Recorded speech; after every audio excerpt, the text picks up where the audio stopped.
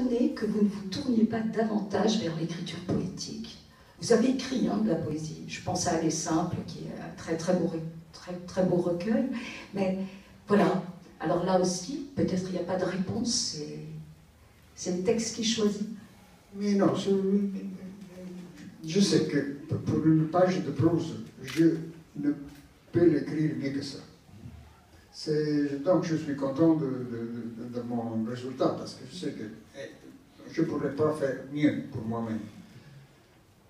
Mais pour la poésie, j'ai ce sentiment d'être approximatif, de ne réussir pas à la maîtriser. Et donc je suis un peu plus réticent avec le format poésie. Donc je suis un lecteur de l'écriture sainte, mais je ne suis pas croyant. Je fais cette différence entre croyant et athée. Croyant est quelqu'un comme moi qui exclut la divinité de sa vie, et athée est quelqu'un qui l'exclut aussi de la vie des autres. Ça veut dire que pour un athée, le croyant est quelqu'un qui a besoin de s'inventer une histoire. Et donc, je ne pense pas comme ça. J'ai connu des personnes de foi, et je pense que les personnes de foi ont une intimité, une relation, une connaissance que je n'ai pas, parmi les nombreuses que je n'ai pas. Et donc, je reste du côté non-croyant. Mais mon intérêt vers cette lecture dépend du fait que dans cette lecture, l'utile de la parole est l'utile majeur. Donc, cette divinité a été la première qui a décidé de se manifester avec la voix. Nous lisons, mais il dit. Et le verbe dire est le verbe le plus associé, le plus répandu, le plus fréquemment associé au nom de la divinité dans l'Ancien Testament. Il dit continuellement. Et c'est un dire qui n'est pas seulement l'utile de la communication, et aussi, et en plus, l'utile de la création. Avec ces mots se produisent la réalité et le monde. Il dit, soit la lumière. Pourquoi il dit, soit la lumière? S'il ne dit pas, il n'y a pas de lumière.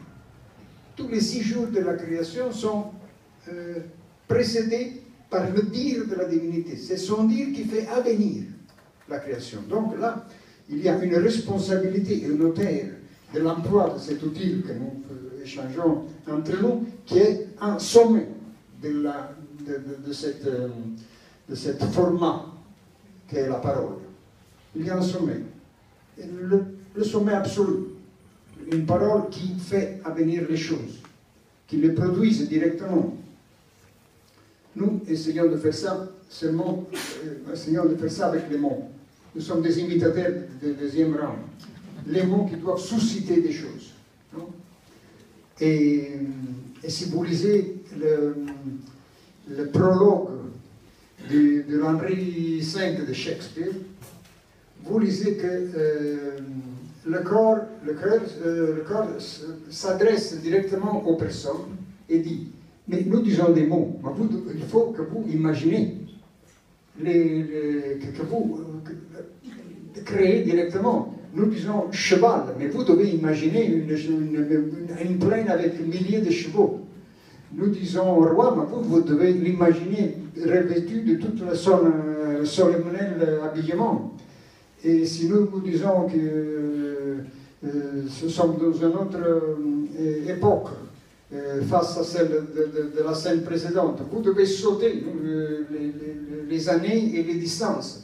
Donc, c'est la parole du théâtre, est une parole qui est capable ou qui a la responsabilité de susciter la chose, la créer sur le moment pour le bénéfice de ceux qui l'écoutent, des présents, des spectateurs.